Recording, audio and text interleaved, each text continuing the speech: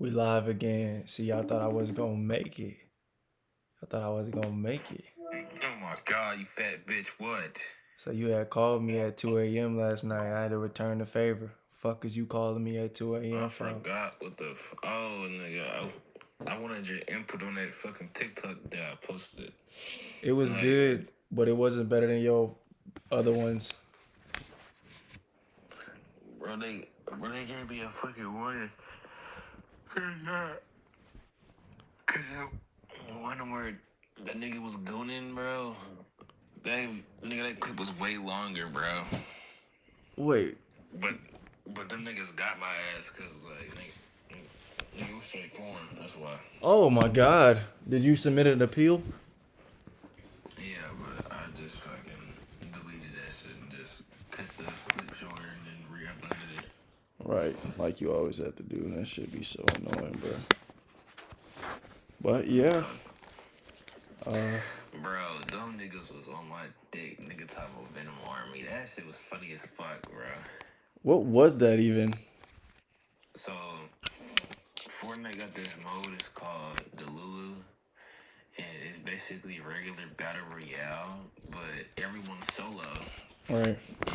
And everyone's fucking mic is on. So it's like everybody just trolling. Squad up with like random people, and you get to be in like a party of 4. So like you like find people. They're either like chill or they're fucking kill hungry, and they fucking kill you. Or you squad up with niggas, and you try to get the dub. And you was there because you just had to get the Venom footage. Yeah, bro. I was doing Darth Vader too. Nigga, I was doing Iron Man. This was funny as fuck. For real. Yeah, I'm about to do a midnight stream where I lay in my bed and I just react to shit. Hella tired and shit. You feel me? Fuck is on your head, nigga? Nigga, a bandana, nigga. Fuck is you mean? What's on my head, nigga? Yeah, you finna piss me off. You fuck, bro. My Batman costume coming in. Yes, Lord. You finna be going crazy at that Halloween party. No cigs on stage, bro. I was drinking on Saturday, bro. It was crazy. Man. How was it? Bro. Are you always like sober? Yeah. Do you hate weed? No. Oh, so you enjoy it sometimes. I've had one weed experience, bro. I've indulged. Bro, but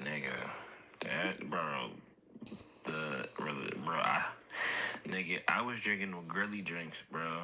That shit was good. You more of a sipper? I mean, I was drinking some Moscato wine, and then they gave me this one girly drink, bro. It was Malibu Caribbean rum with pineapple juice. That shit was fire, bro. I'm knowing. I was like, nah. So like when I left, bro, I was kind of tipsy. I'm like, let me play some City Girls, bro. Nah, I see why the hoes be shaking ass. Nah, bro. Look at this setup from the Cindy, bro. I was crack as fuck in the car, bro. Bro, this nigga said, I know why he be shaking ass. This nigga tweaking.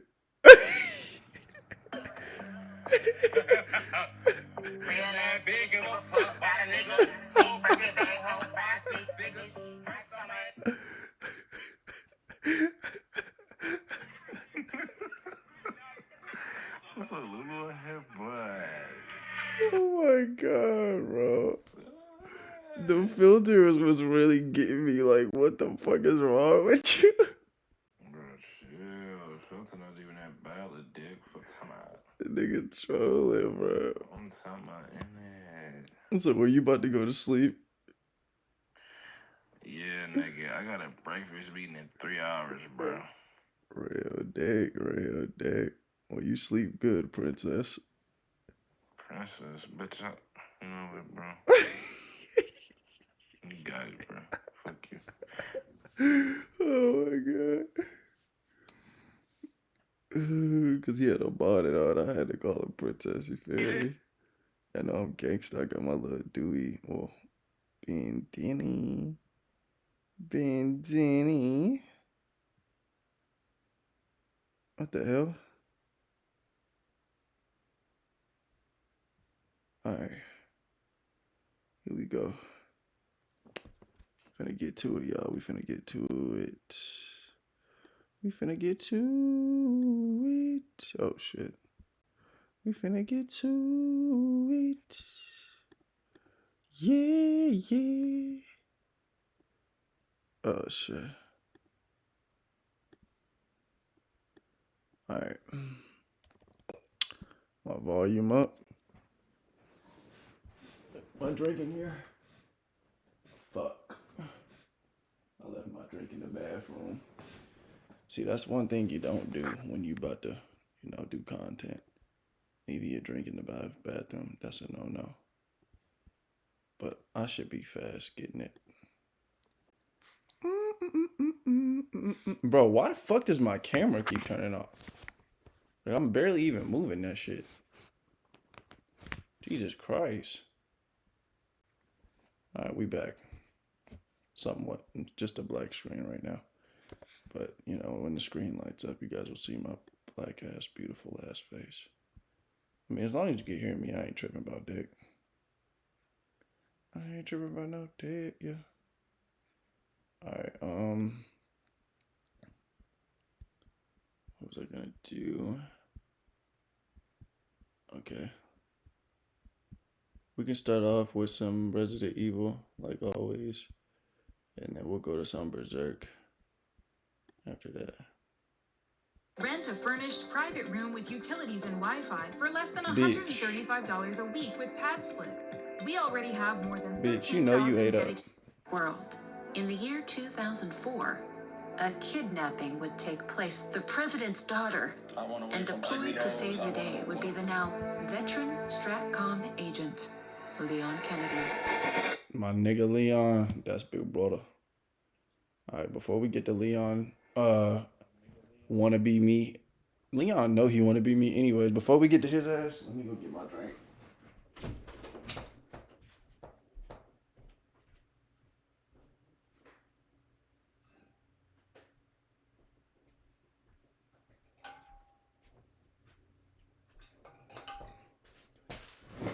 So I literally ran out of sippy sips. So you guys are gonna have to bear with me. Cause I have to get some more sippy sips. Y'all can wait, right? It's just not gonna be that long. Just give me a second.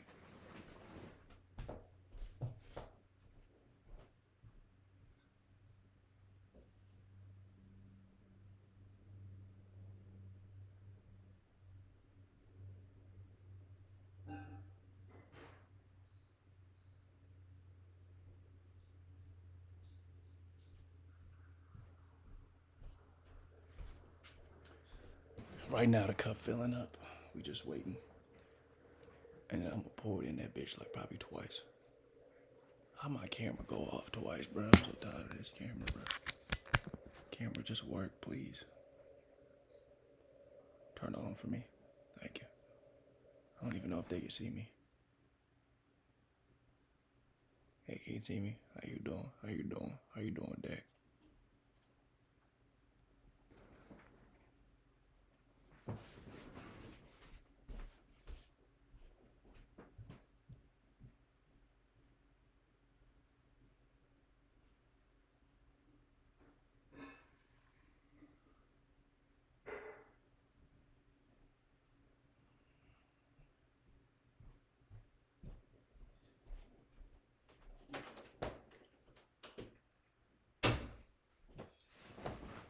Night stream after hours. I can't wait till we have a beautiful, bad woman in our presence when we do these night streams. Like, I don't care if y'all see me in Big Cuddle, but at least you'll hear two funny voices. You'll hear her being funny, and then you'll hear me being funny. And then we'll just be trolling. Oh, fuck them. Alright, we good? Let's go. Let's go to a different time and an entirely new place for now, to a secluded region of Spain where a pagan religion once thrived. Oh, fuck that pagan ass shit, dick. I don't fuck with none of them niggas. Them niggas my real life ops. Opper stoppers. Keep that pagan shit out of my dick. Generations ago, the inhabitants of this region practiced the worship of something called the plaga. The eggs of these creatures were injected into worshippers or victims of the faith. As the plaga grew within the host, it would attach itself to the sternum of the human and develop a symbiotic relationship with them. Those who survived the process Sounds kind of gay. were called ganados. Much like the Indipaya of Africa and their progenitor flower, the ganados gained superhuman strength and stamina at the cost of their ability to think freely and rationally. The parasite took over, and the human aspect was lost. But amongst the ganados, generally, there was peace. The plaga was a social and communal parasite with its own form of communication, and the creatures did not wish for their hosts to die, taking great... Oh, hell no. So it's like on some Rick and Morty brain shit. Like, they just get on your head and they take over. Dude, that's crazy. A parasite like that is very possible, too. Low key, this game is realistic because we have parasites in us that make us want to do things in real life, too. That's crazy. To protect them if a threat came near.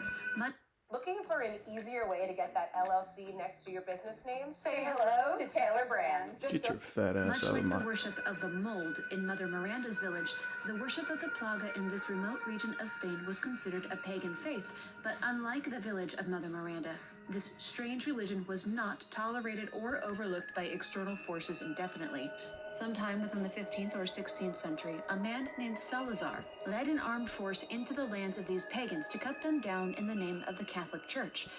Oh, okay, so Catholic Church and pagan niggas fighting each other and shit. That's crazy, dick. At the end of the slaughter, after much of the population had been killed and burned, Salazar and his men sealed the plaga under a castle, and he himself took to ruling these lands, establishing the name Salazar as the new ruling line. The cultish practices of the people were fully wiped out, and a sort of... That nigga name is Salazar. Bitch ass nigga needs some salad. Normalcy came to the land. But all of that changed a few hundred years later, in the late 1990s. A researcher by the name of Dr. Osmond Sadler heard rumor of an old potential biological weapon hidden away within this distant region of Spain, and he decided to investigate the claim. Dude, that nigga look like me. Shout out co-leader. Osmond Sadler had aspirations of control and dominance, and when he heard stories of the plaga, he saw in it potential to use it for his own selfish purposes. If the plaga could be understood, controlled, and weaponized, then the entire world could be brought under his heel. And when he arrived, Sadler read the people of this region like a book, in particular the very young ruler, Ramon Salazar, and he presented him... I ain't gonna lie, y'all, when I'm like 50, 60, I'm definitely gonna be one of them cloak niggas, like I'm barely gonna speak, nigga. I'm just gonna be cloaked up, focused, you know what I'm saying? Like, I'm either gonna have a wife or I'm not, you know, I'm not tripping. You feel me? You know how life get. But at the same time, I'm gonna be full of joy. But at the same time, I'm gonna be like coated up. Like, I'm gonna just be that real ass nigga in a palace. Under the guise of a priestly figure. Ramon Salazar was a young man, no more than 20 years old, whose face betrayed a countenance double that number, but he had the body that seemed half that age. He had no family to speak of, no family elders to keep him in check and offer guidance. The sickly Ramon Salazar was able to be manipulated by Osmond Sadler. The doctor convinced him that he was a prophet and that Ramon needed to make amends for the deeds of his family line, namely the conquering of this area and the suppression of the worship of the plaga. Oh, Ramon fuck. Salazar gave Osmond Sadler full access to the sealed-off caves beneath the That nigga castle. look like demonic kid George Washington, nigga. Dude, it's like I really want to turn on my fan. I got the biggest urge to turn on my fan. I feel like when I start dozing off, that's when I'm gonna turn on the fan.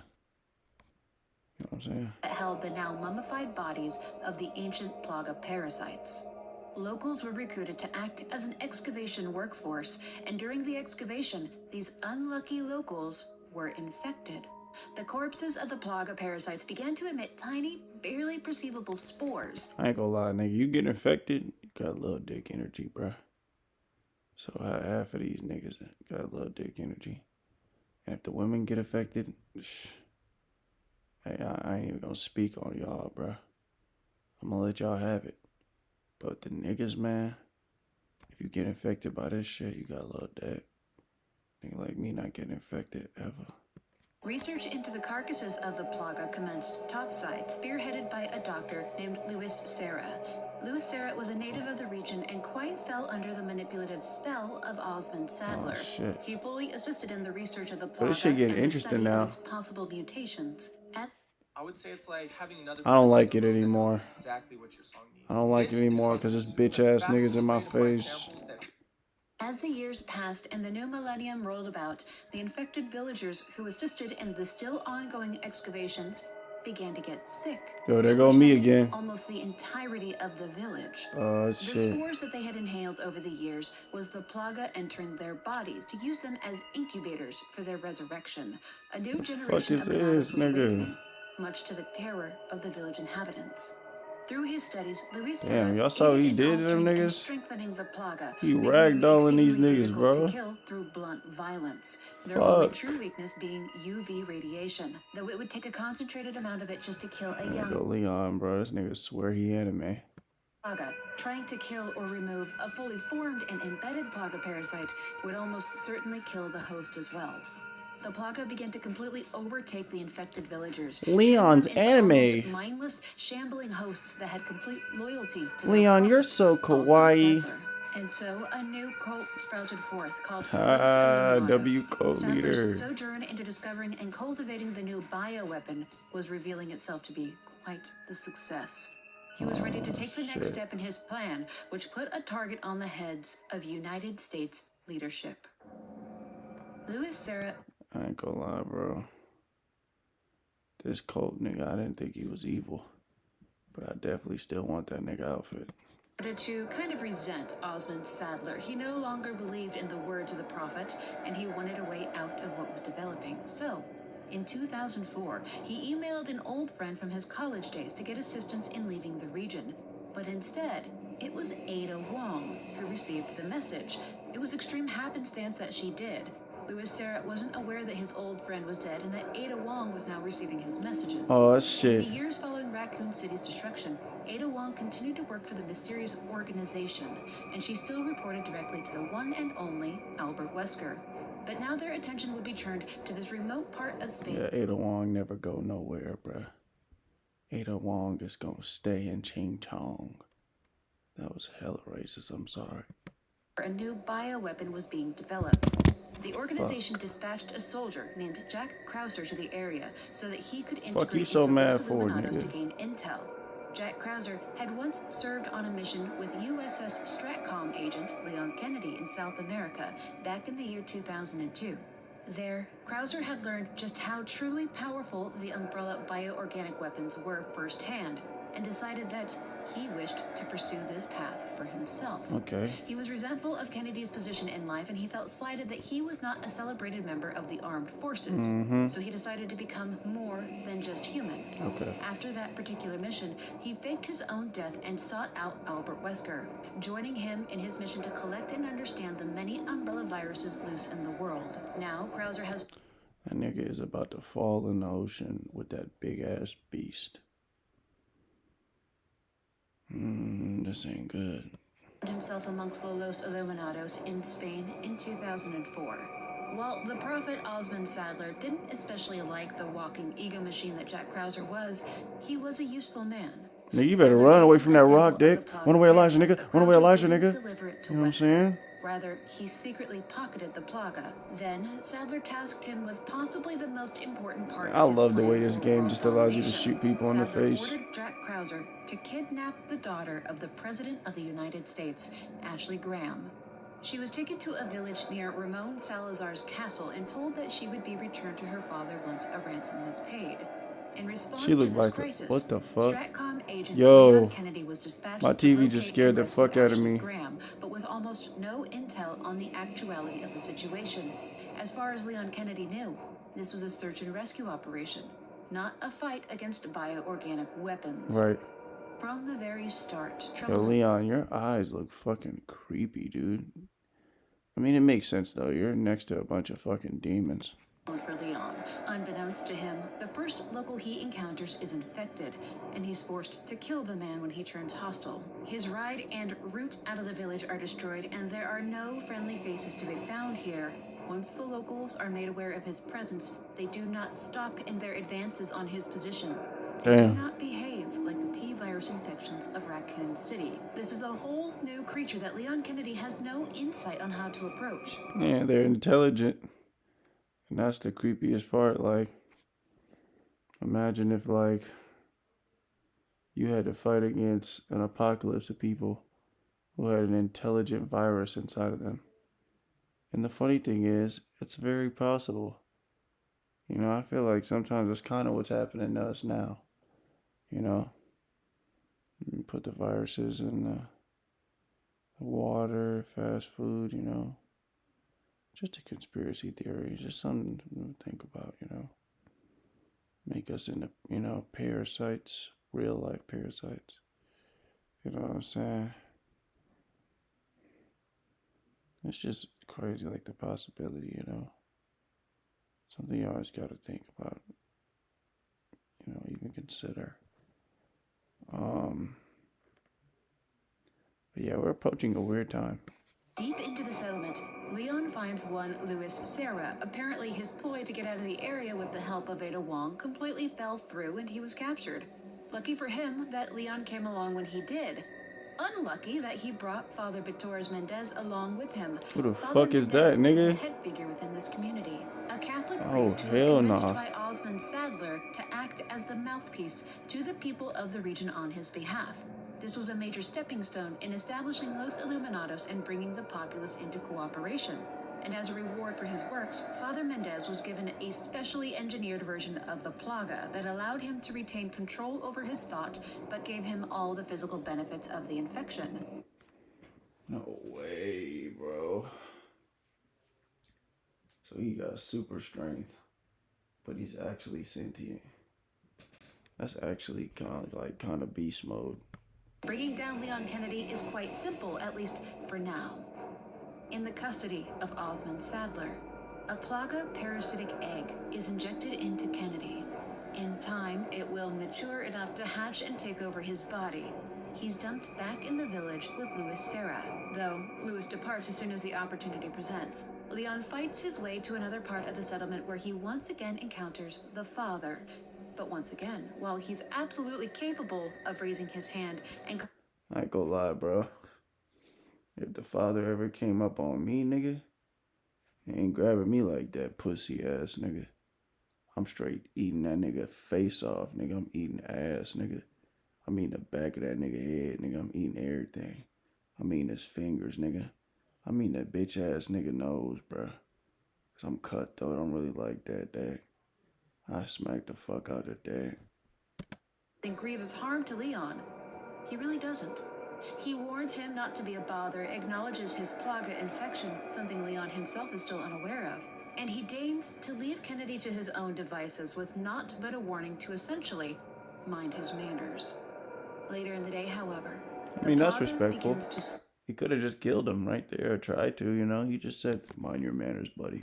...and awaken within him. And remember, the longer the Plaga is allowed to remain, the stronger it becomes within the host. The more dangerous it is to remove it. Damn. This sudden eruption of activity within him sends Leon into unconsciousness, where he will remain for a full 6 hours. That's creepy. A gauntlet of obstacles repeatedly halt Kennedy's progress, but eventually he does make it to a church where Ashley Graham is being held. During a brief showdown with Osmond Sadler, who is all too happy to grandstand and lay out the entirety of his plans for the president's daughter, Ashley recalls that she too has been infected with the Plaga. Oh, fuck And though no. they don't quite realize the implications of it, it makes the search for answers to what it is and a cure for it absolutely mandatory.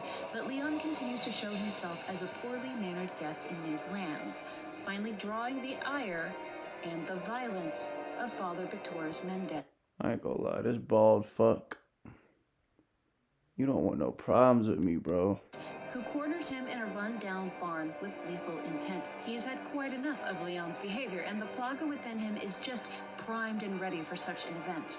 But ultimately, Leon manages to prevail and bring down Father Mendez, retrieving his false eye in the process, a key of sorts that will allow Ashley and Leon passage from the village into the castle of Ramon Salazar, which, thankfully, lies not too far up ahead. Within the castle are hordes of Los Illuminados defending the grounds, but so too is Luis Serra, and he carried with him something that would stop the effects Leon and Ashley were experiencing due to the plot. I'm starting to fall asleep and enter different realms now. So you guys know what that means. I gotta turn on my finger. I gotta turn on the finger. Shout out to Grind at me, man. Grinder.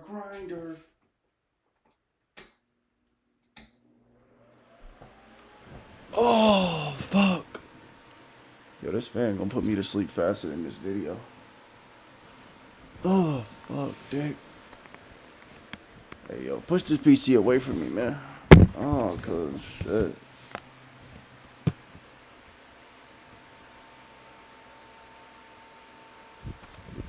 But oh goodness, he lost it in his retreat from Let's the go. He promises to seek it out and to bring it to them, as his guilt for their situation is beginning to weigh on him.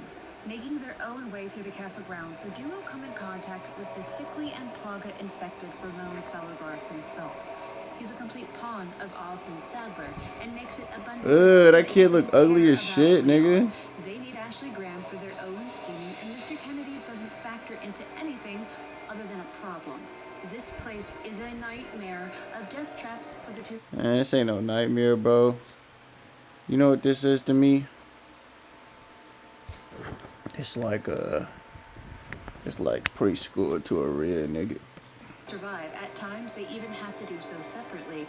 Ultimately, Leon loses custody of Ashley Graham, who was delivered to the clutches of Salazar for safekeeping. Leon must once again find her and rescue her. No. Look at who has crossed Leon's path once again. It's been 6 years since Raccoon City, and Ada Wong is still as questionably dressed as ever.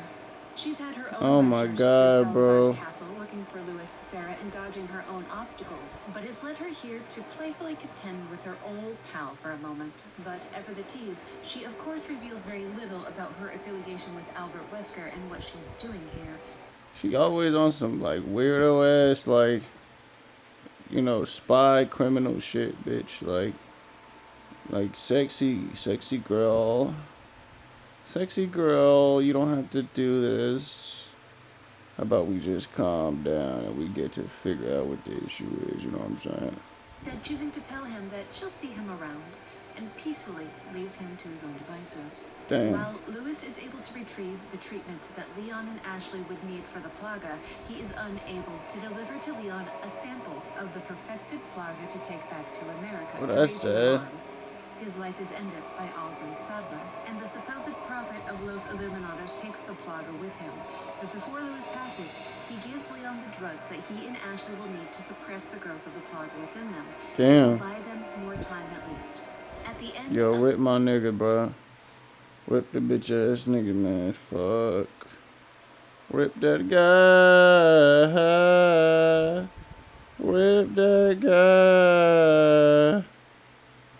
Hey, universe, when I go to sleep, you gotta let me know what happened, man. You know what I'm talking about.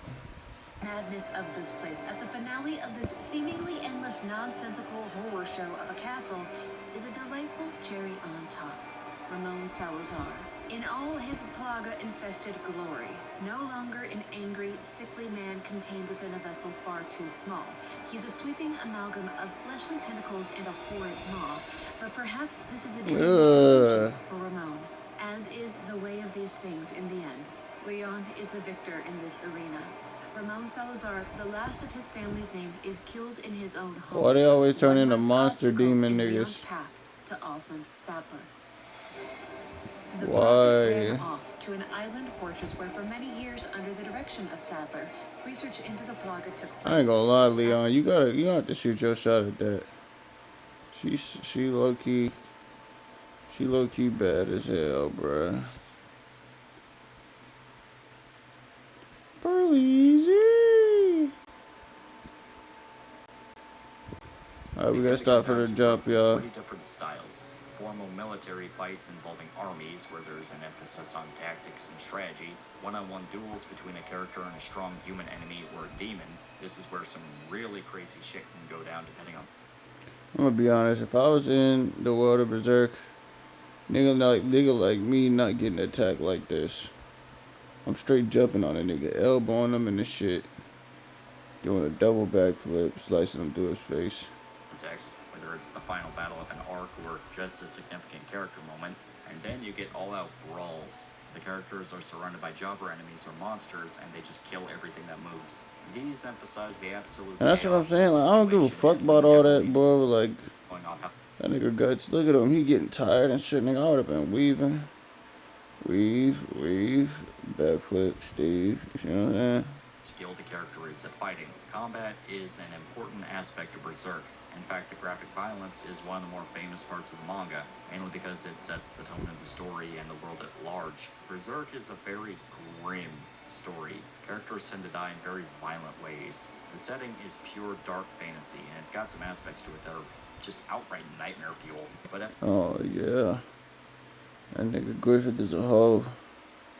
I'm gonna use my necklace to fuck all my friends up and then fuck his girlfriend because I'm an evil bitch.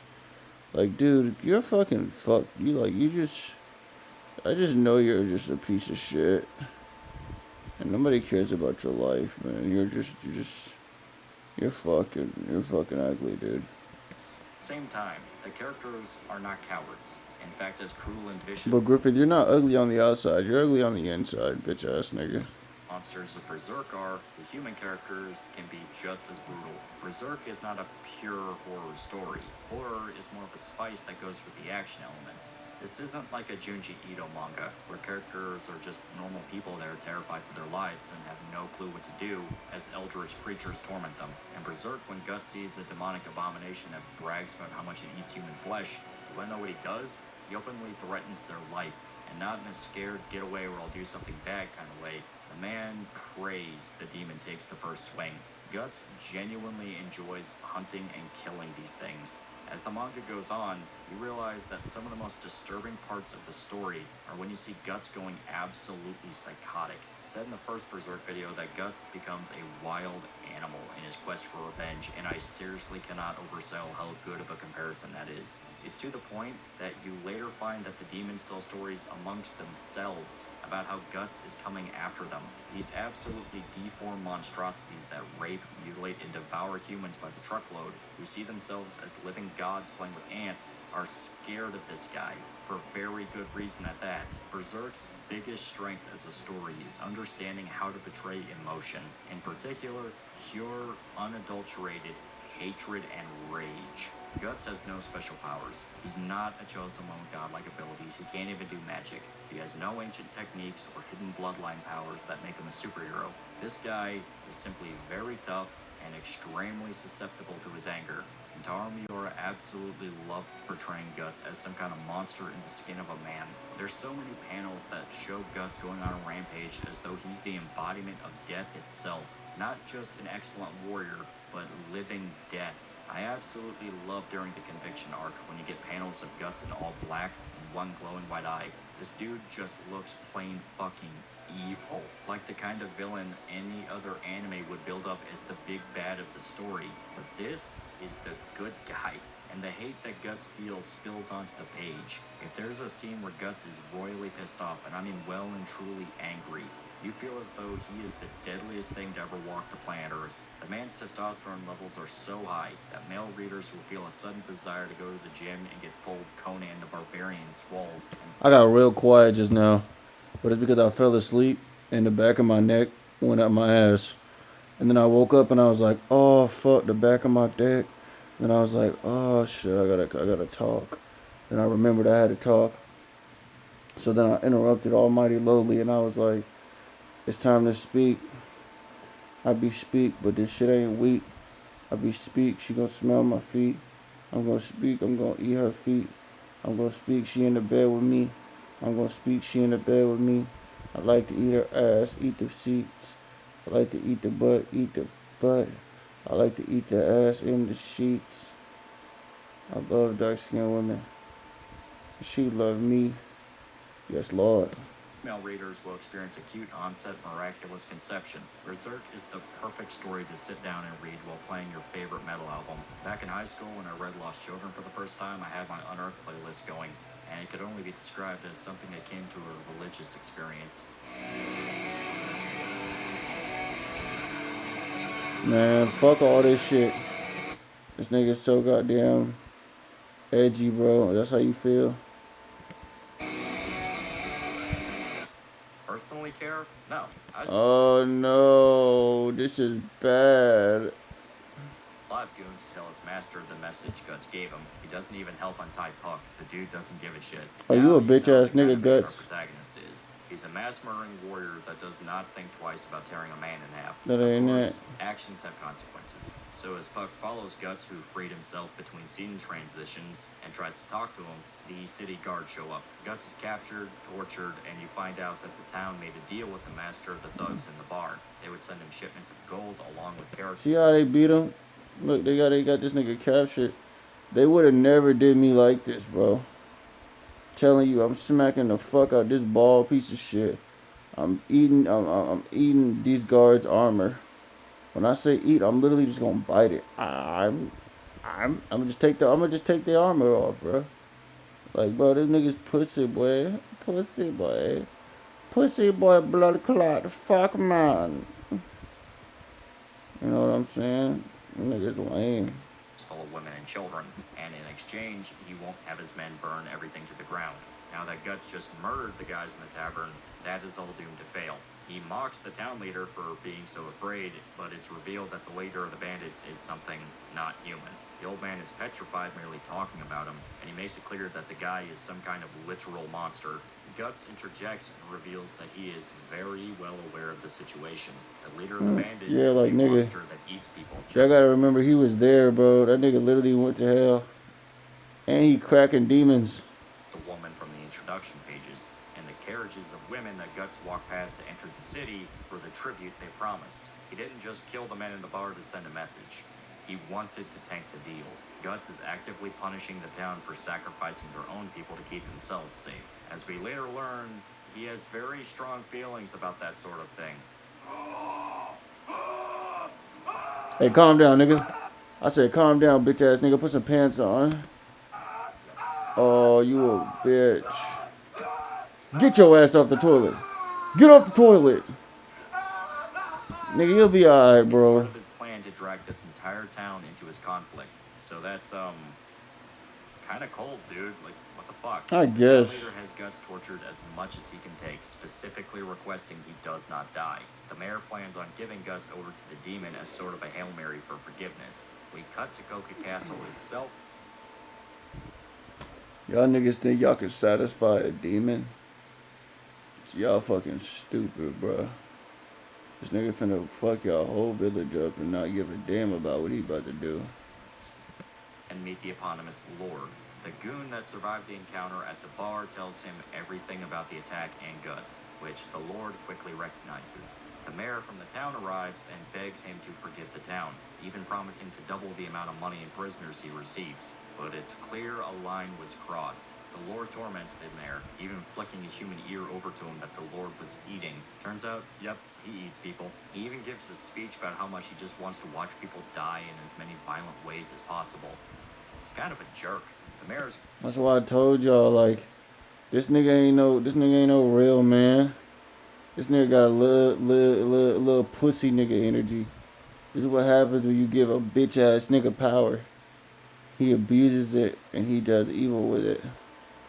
This is why he's a fucking phony. Captured and heavily implied to have been devoured by the demon, and we cut back to Guts in a jail cell after his extensive torture. He's hurt so bad that he can barely move. Then he spots something in the darkness. Looks kind of like a big rat or something.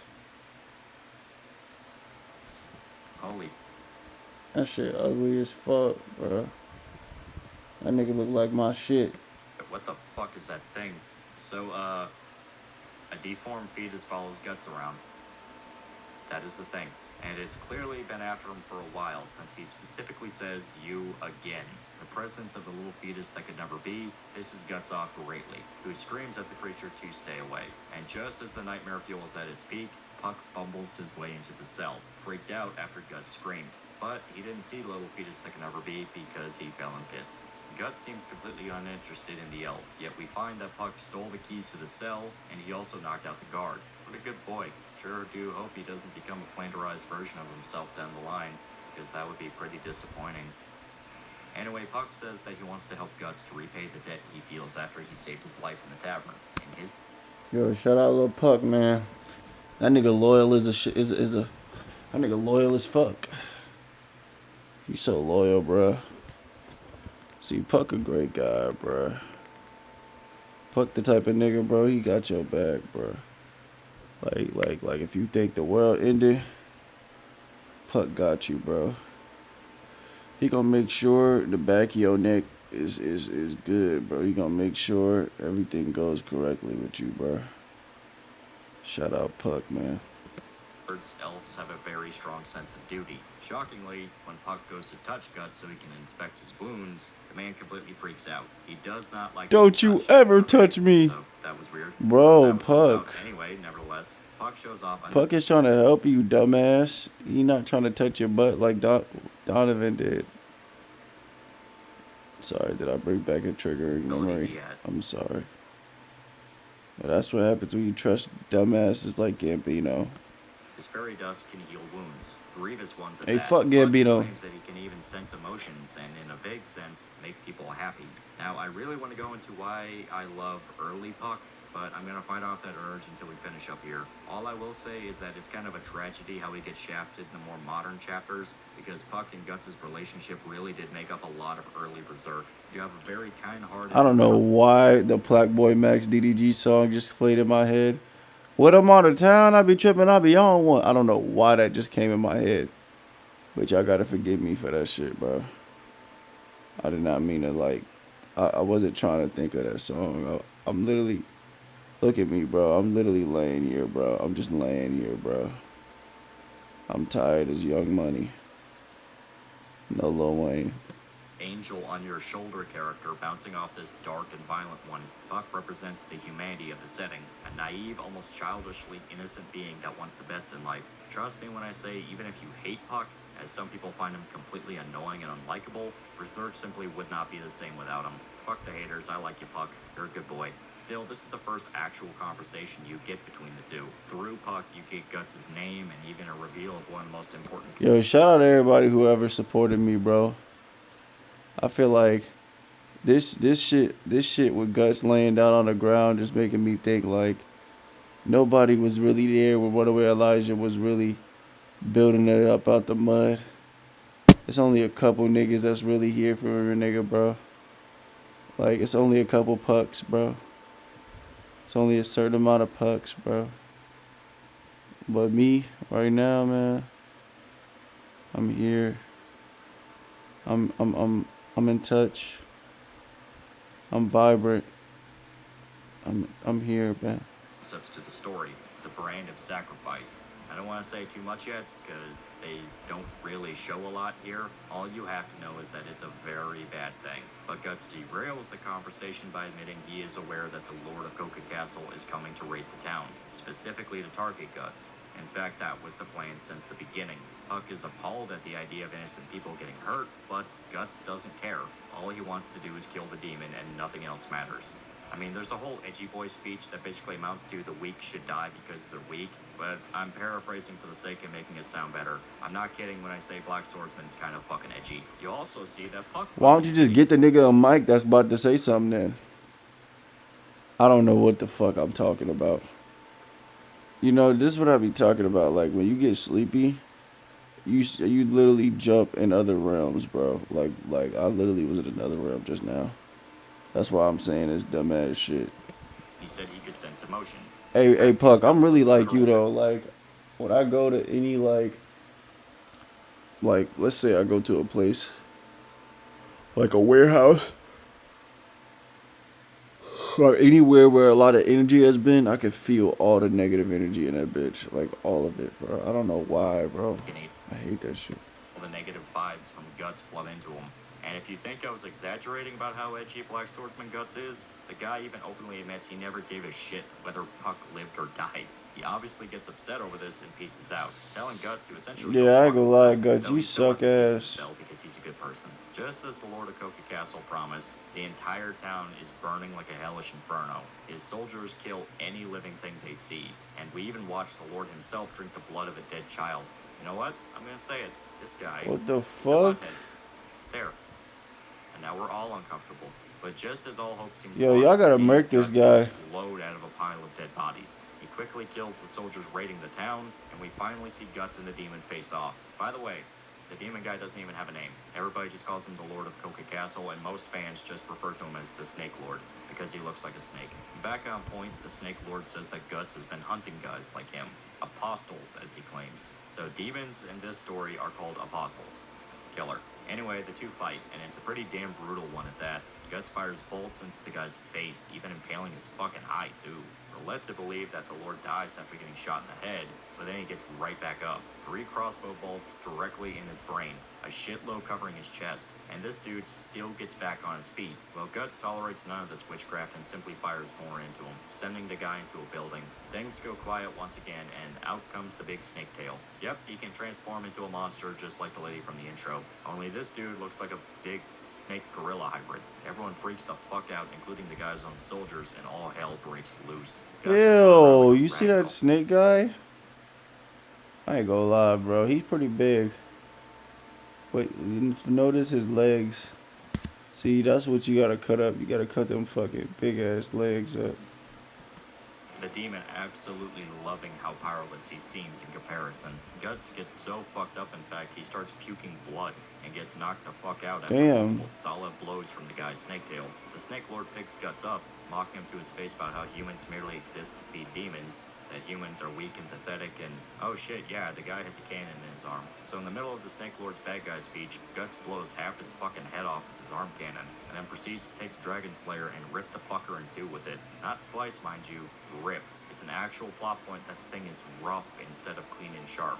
With that, the monster is defeated, but Guts isn't satisfied. He walks up to what's left of the Snake Lord, watching him bleed to death due to his wounds, and just for good measure, he starts plugging more bolts into the guy, enjoying how the once arrogant and sadistic monster is left a quivering, sobbing mess from the pain. Guts gives his own bad guy speech to the demon, saying how he's gonna make him feel every bit of the fear of death that those weak and pathetic humans feel every day. Black Swordsman Guts is edgy, but sometimes that fits really well into just being plain badass. He also interrogates the monster on the location of the God Hand, a then faceless entity we know quite literally nothing about. The Snake Lord admits he knows nothing, and Guts leaves him to burn as the flaming ruins of the town he raided collapse on top of him. As Guts walks through the scene of absolute carnage, Puck mutters the word Berserk.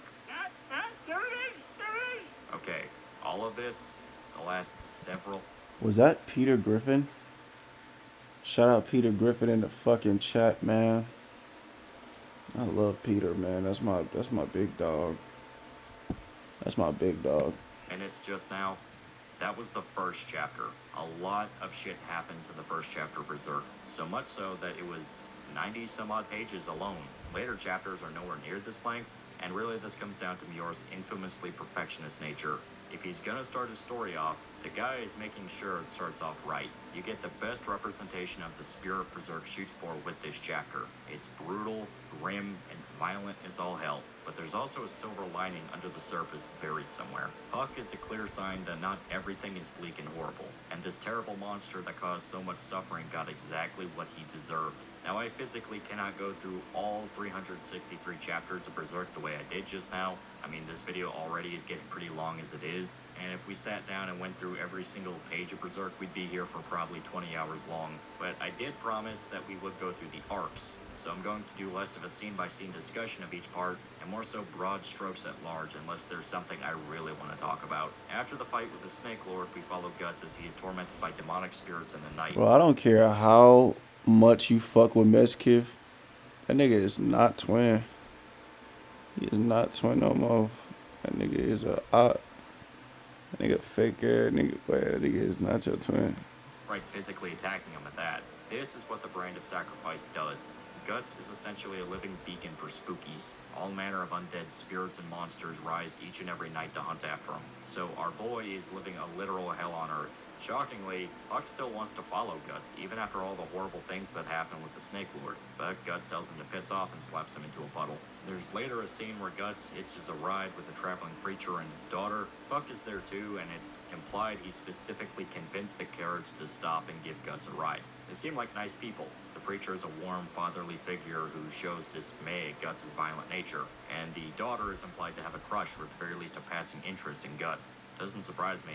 Dude is an absolute unit. Here we discover, of course, that Guts has terrible nightmares related to demons. This one is Guts running down a long hallway filled with water, chased by something. At the end of the hallway, Guts impales his foot on spikes that were hidden under the water, and he's immobilized just as the thing chasing him is revealed. It was that deformed fetus from the first chapter. We still have zero clue what the hell the thing is, but damn, it's creepy. Guts wakes up and we discover that it was actually this jellyfish-looking thing with tentacles that was giving Guts nightmares. It's an incubus, a monster that feeds off human fear by giving them nightmares. Even when he's safe in a carriage, the demons won't stop chasing him. And to make things worse, an incubus is apparently created by the blood and sexual fluids of those that died with hate and malice. So, somewhere nearby, people were killed violently, and now that it's nighttime, the demons can resurrect their corpses for an impromptu army. Almost as if on cue, the horses tied to the carriage begin panicking. The preacher's daughter tries to calm them down, and this is when things go from bad to utter shitstorm. The preacher's daughter is violently murdered, all of a sudden being impaled by something that just jumped out from the ground. Confirming what Guts said was true, a horde of undead skeletons rise from the earth. The exact spot the carriage stopped in was an old battlefield, so the remains of the men who died there are possessed and puppeteered by demons to attack the living. Puck wants to run away. The preacher has no clue what the hell is going on and is just in absolute shock that his daughter just died. But Guts is content to stay right there. In fact, he whips out the Dragon Slayer and jumps straight in, diving right into the middle of the horde of skeletons. Puck is astonished at the idea that he could actually fight the things, but is ripped out of his thoughts as he hears the screams of the preacher. Turns out, his daughter is also possessed, and she just cut the old man's head off. Puck warns Guts about what happened, tearing him out the rampage he was on, and they're both shocked to see the girl actually join the ranks of the undead.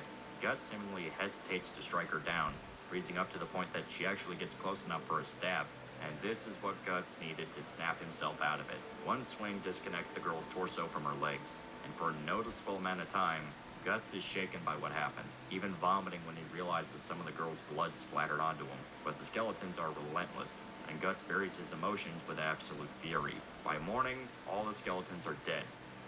Again, the sunlight seemingly purges the demons from their corpses, and Puck tries to comfort Guts over the deaths of the preacher and his daughter, but he simply laughs it off. To him, they were simply too weak to survive anyway. This might seem like another edgy boy speech, and yeah, it is, but there's something interesting about it.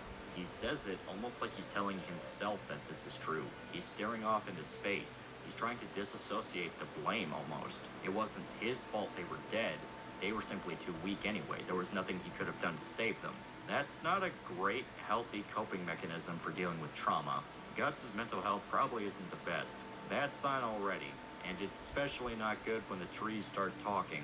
Yep, when I said that Guts is tormented by demons, I mean it. They don't just attack him non-stop. They are never ending with how much they mock Guts. Every corner he turns, they're there watching him, and they are not shy about making sure he knows this. Once again, these demons are intelligent. They don't just mindlessly come at their targets. They're sadistic, almost playful. The reason they don't all just possess every dead body on the planet to overwhelm Guts and rip him apart is because they like seeing him suffer.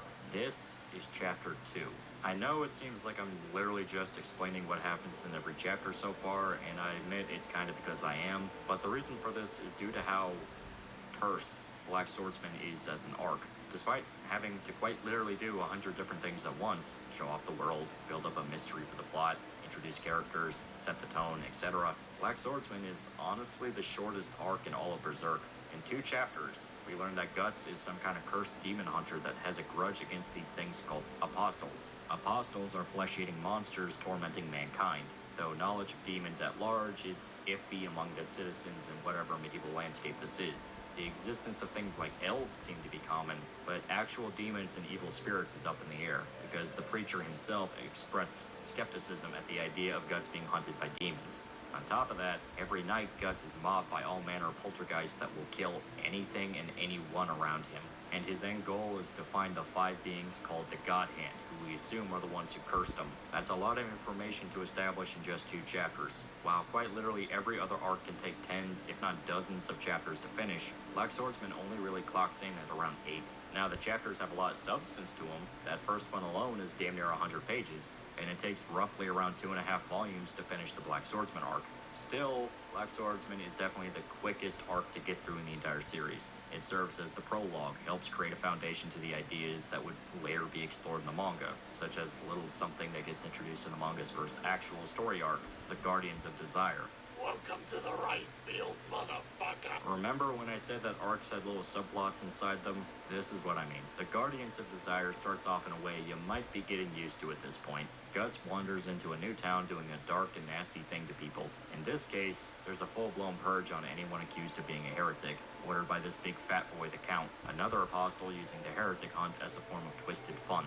Now, most other times in action manga, our main character would see something bad go down in a new town he's in, setting up a terrible crime that this specific place has to live with, and create an opportunity for our protagonist to be a hero by stopping the injustice. Usually, they'll spend some time interviewing the townsfolk, typically going nowhere but learning more about the culture of the town as they investigate. Plus, they find out more information about the big bad villain that's causing the messed up shit to go down, and there's a lot of build up to the final confrontation, which ends in the main villain being outed as a fraud, using the evil tradition as a tool for his own gain before being defeated. Berserk doesn't really do this. Instead, Guts directly threatens the main villain's life in front of a crowd of terrified people during a public execution. A declaration of war, as the Count puts it. So that scene in the tavern wasn't an outlier. Guts is not one to take the slow and careful path. This dude is impulsive and wants things to devolve into absolute chaos. Because once the Count's soldiers get involved, Guts has zero hesitation in cutting them apart. Honestly, these guys could just be scared dudes following orders because this obvious demon is scary as hell. The last dude was a horrible snake man that ate people. No doubt the Count is something just as bad. And for that, they get torn apart by this crazy one-armed guy that just barged into town one day. Now, we don't really feel too sympathetic towards the guards. They work for this absolute monster and butcher innocent people for him without question. Plus, they attack Guts first, so it's not edgy or out there that Guts starts slashing through them. Now, when one takes the direct method, it usually causes problems. And Guts faces an issue where he simply can't kill everybody, so he's saved by a deformed doctor named Vargas that was mutilated by the Count. Despite being saved by the guy, Guts is just as standoffish as ever, even being downright cruel to him. Luckily, Puck is there to act as the mediator, so we can actually learn what information this guy has. The doctor explains that he worked directly for the Count before he became a demon. Okay, noted. People can turn into demons. Well, after his wife and son were butchered and eaten by the Count, and he was mutilated, the doctor faked his death to escape. He also shows off a special trinket he stole from the Count that plays a massive role in the story to come.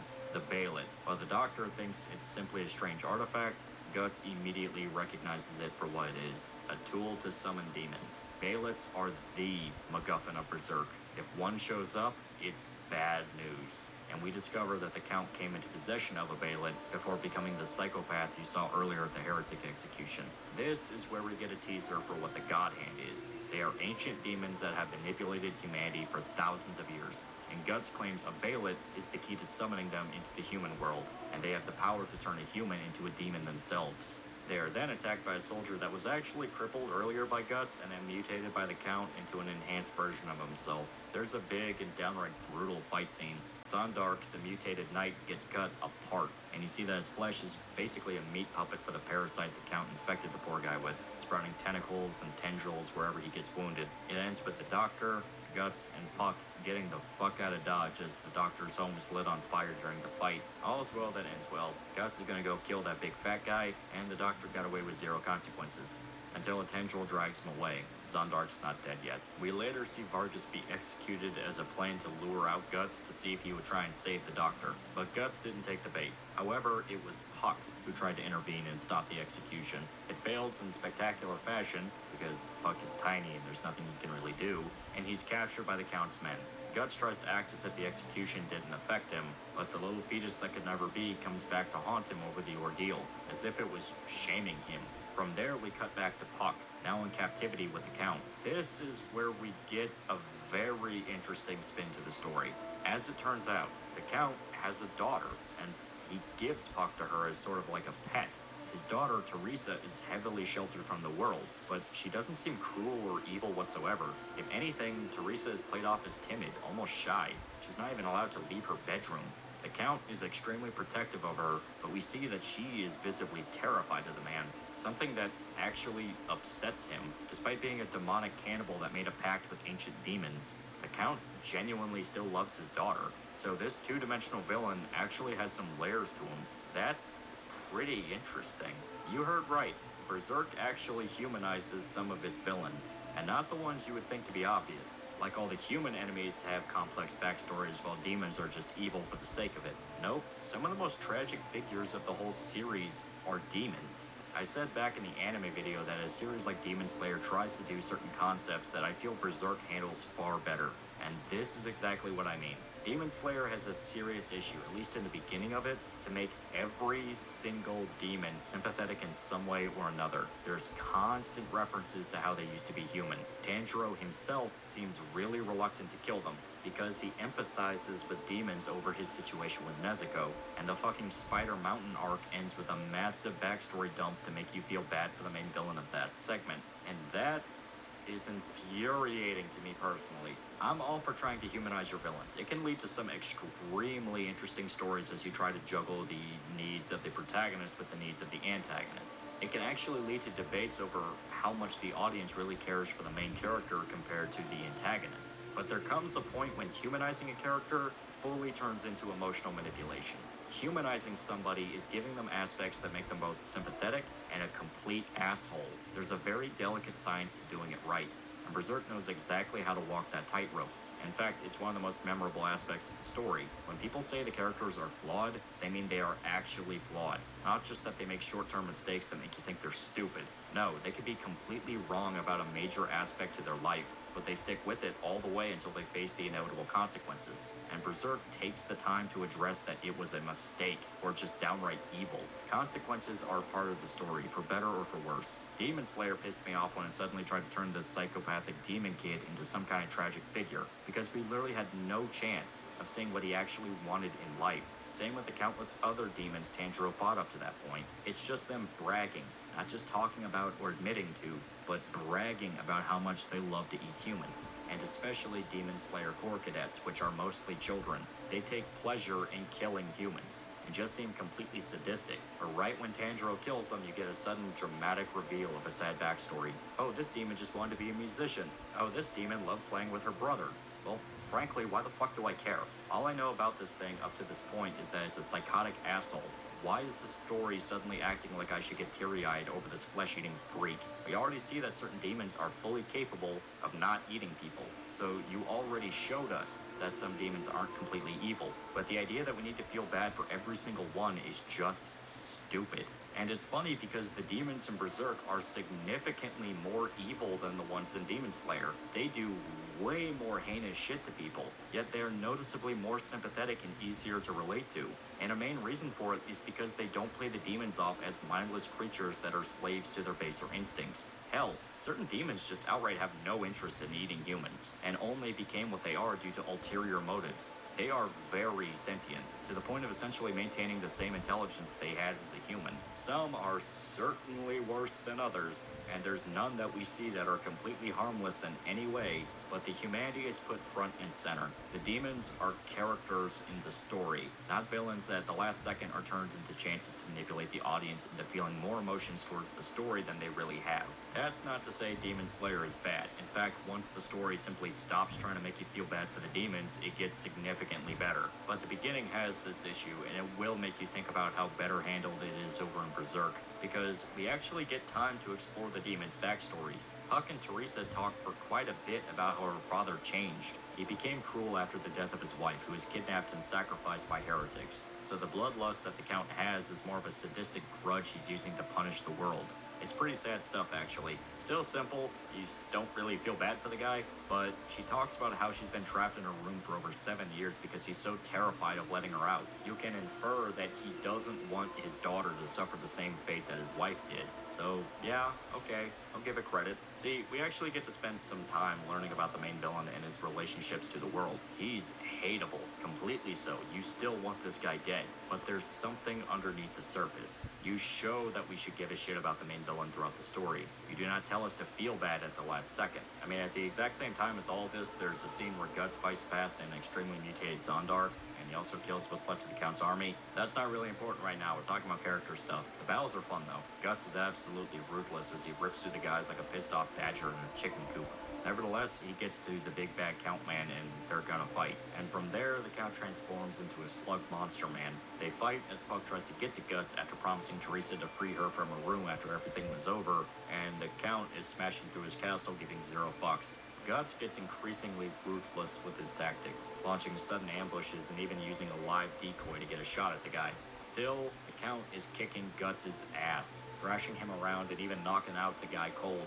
Hell, the only thing that really saves Guts is that Puck distracts the Count by insulting him, using the information he got from Teresa as essentially emotional ammo. The Count then finds the Baylet that Guts stole from Vargas, and he immediately tries to take it back from Puck. This leads to a small chase as the Count tries to catch Puck, who's zipping around in the air trying to hold on to the Baylet, but it all comes to an end when the Count comes face to face with his daughter, who runs right into the monstrous form of her father. The Count is shaken as his daughter runs off, completely traumatized. He lashes out at Puck, seeing him and Guts as the reasons his daughter saw him as a monster, and this momentary distraction gives Guts a window to attack him, showing he's still in the fight. And to take things a step further, Guts grabs Teresa as a hostage. The Count predictably hesitates, and Guts blows half his skull off with his cannon, then proceeding to take the Dragon Slayer in his teeth and hacking off what's left of the Count's head. Surprisingly, the Count is still alive after all this, a mere head of a slug monster now, and Guts takes the time to drag him over in front of Teresa and violently torture him, to a degree that just gets uncomfortable. He even outright threatens to kill Puck if he tries to stop him. So Guts has crossed several lines here. He used this man's daughter as a hostage to get a chance to kill him. He already beat his opponent and is now taking his sweet time making sure the Count suffers as he dies. Puck, who's only ever tried to help Guts and be his friend, is not even safe from him, purely because he told Guts not to scare Teresa any further. Hell, Guts starts torturing the Count in front of Teresa, all because he wants to see him in complete despair. Guts gets so animalistic that he slips on the Count's blood and just starts laughing like a madman. Did I mention this guy isn't a hero? I mean, Jesus, things went from 0 to 100 really fast. This goes beyond edgy into full-blown Guts is just kind of a psychopath. And things only get worse when the Count's dying screams cause the Baylet to react. Turns out, when the Baylet activates, it teleports the user to a completely different dimension. A dimension where the God Hand reside. What is it you fear? We who are infinitely more powerful than you. Or perhaps it is the future. The path which you were destined to follow. I like your funny words, Magic Man. Say hello to the main villains of Berserk, the God Hand, the ancient, powerful demons that hold seemingly endless control over mankind. You have these warped, freakish monsters appear from the void of space and time to this new dimension. A floating ball man, a fat ass, a sexy version of Medusa, a guy with a brain for a head, and Birdman. Guts seems to know them, specifically the bird-looking guy, who he calls Griffith. Griffith has no qualms about confirming our suspicions. These two know each other, but before anything else can be gleaned from the conversation, the demon with a brain for a face starts talking. From what he says, we learned that the Baylet quite literally tore open a hole in space and time. The Count claims he wants the God Hand to finish off Guts, who's critically wounded after the battle they just had. But weirdly enough, they refused to fulfill the request. The Baylet was activated because the Count was terrified of dying, not because he wanted to kill Guts. So Baylets sort of grant wishes in a manner of speaking. You summon the God Hand and they fulfill whatever desire you have, but it needs to be your true desire. You can't scam them or try to get something else out of the bargain. These guys know you better than you know yourself, and I get the feeling there's no beating them at chess or manipulating the system to win.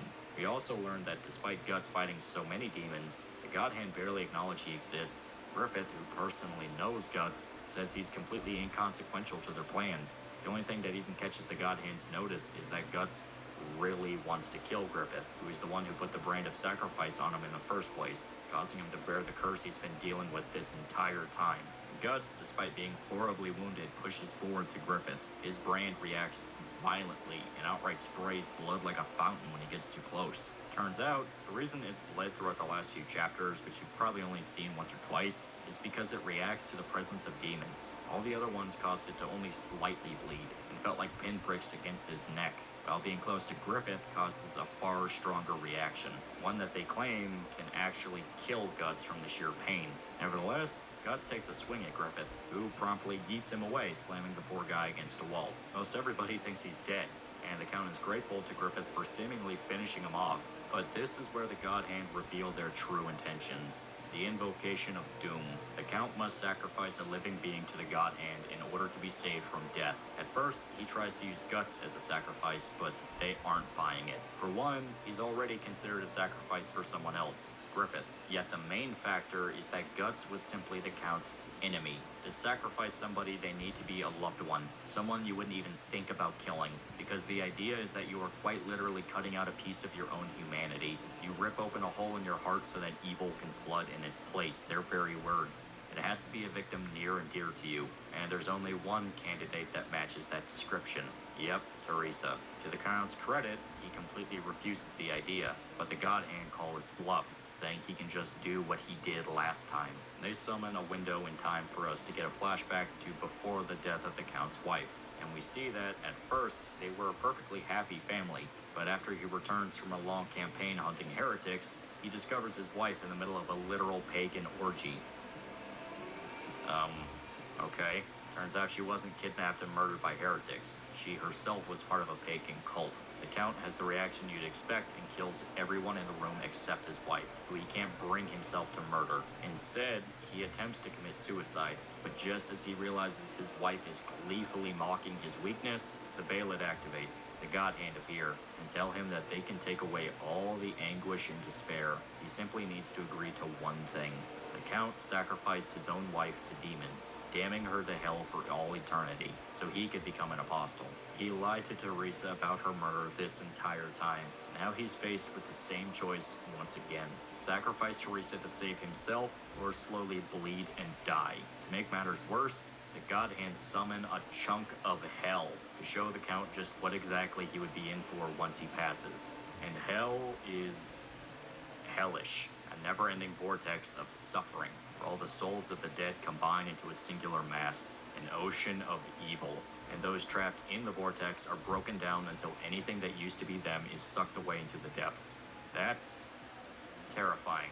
The God Hand's rules are kind of bullshit. They say you've got choice in the matter, but they're really pushing you into saying yes. But, to the Count's credit, despite all the pushing and literal fear tactics, the Count refuses the sacrifice. He just can't damn his daughter to hell, knowing full well he's going to die and be dragged into the vortex himself. That actually takes some balls. The Count is absolutely terrified of death, but he chooses to die and protect his daughter rather than let her suffer the same fate as her mother. Berserk is really good at making tragic characters, if it's not obvious. Despite all we know about this guy, the fact he's probably killed hundreds of people with his witch hunts and just his absolute glee in causing suffering, when it came to a head, the Count was truly capable of showing love and affection, to a degree where he is willing to sacrifice his own life and be damned for eternity. And the Count is in fact damned. A horde of dead souls pour out of hell to drag the Count into the vortex, including a surprise cameo from Vargas. The doctor whose family he murdered is now pulling the Count into the pits of hell, fitting to say the least. Of course, the dead also try to drag Guts in as well, since he's technically a sacrifice, but he saves himself at the last second by taking a shot at Griffith. Take note, kids, blind anger and unforgiving hatred can save your life. Shot doesn't work though. Griffith has some kind of force field, telekinetic ability that stops the cannonball from touching him, and with their business taken care of, the God Hands simply leave. They weren't kidding about how little they care about Guts. Even though he just tried to murder one of them, they just peace out and everyone's returned to the Count's castle. The Count himself is now just a dismembered corpse. As it turns out, apostles revert back to their human forms when they die. So poor Teresa is crying in front of the mutilated corpse of her father, who she saw as the horrible slug monster, found out he killed and ate her mother, and then was dragged into hell itself by spirits of the people he murdered. This chick has got problems. Teresa's life is saved, but she's psychologically broken. Instead of yearning for freedom like she was before, she all but begs to go back to her safe and Man, you need to save back the back of your neck, nigga. Bit.